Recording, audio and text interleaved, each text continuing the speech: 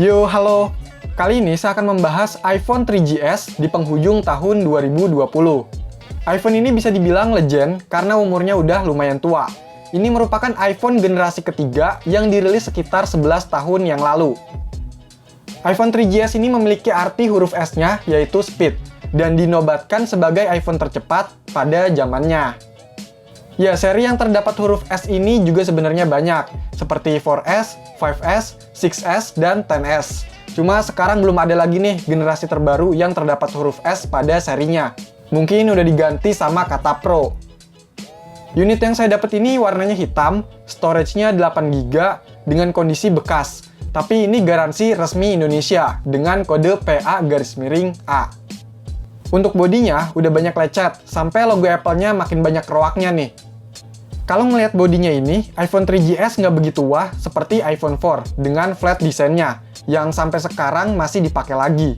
Cuma menurut saya, bodinya ini masih tetap solid dan feel di genggamnya itu lebih nyaman dibanding iPhone 4. Ya mungkin karena sisinya ini agak melengkung, jadi di tangan itu lebih pas, apalagi dengan ukuran yang masih mungil kayak gini.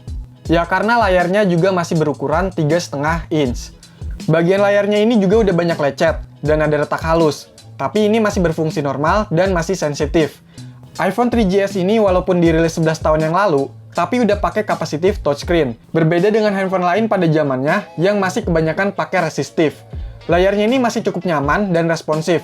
Palingan kitanya aja yang udah nggak terbiasa dengan layar sekecil ini. Karena tahu sendirilah, layar handphone zaman sekarang udah gede-gede. Untuk speknya, iPhone 3GS ini pakai CPU 600MHz Cortex A8 dengan GPU PowerVR SGX 535. RAM-nya 256MB, storage ada 8, 16, dan 32GB. Terus kameranya 3,15 megapiksel. Ya kalau dibandingin sama handphone kentang zaman sekarang sekalipun, masih jauh. Ya kita nggak bisa bandingin juga handphone yang umurnya udah lebih dari 1 dekade ini. Tapi nggak cupu-cupu banget kok, dan untuk fiturnya ini masih lumayan lah. Misalnya udah ada GPS, Wi-Fi, koneksi 3G, dan kamera. Walaupun cuma ada satu dan nggak ada lampu flashnya. Tapi masih cukup jelas lah fotonya. iPhone 3GS ini udah mentok di iOS 6.1.6, dimana di versi ini saya rasa masih lumayan stabil. Beda halnya sama versi terakhir yang ada di iPhone 4, yaitu iOS 7, yang agak terlalu memaksa.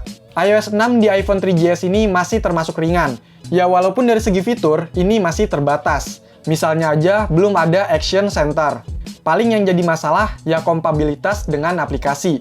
Karena sekarang ini udah jarang ditemui aplikasi yang masih support dengan iOS 6. Tapi tenang, masih bisa diakali kok dengan trik yang sebelumnya udah pernah saya buatkan video tutorialnya.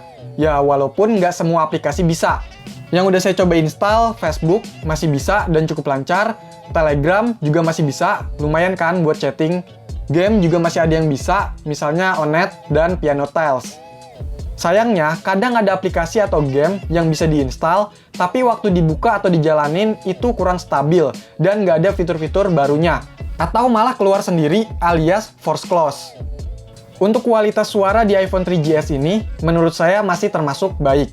Apalagi pakai earpods yang original. Suaranya enak, bassnya nendang tapi nggak lebay. Detail musiknya kerasa, dan pastinya jernih.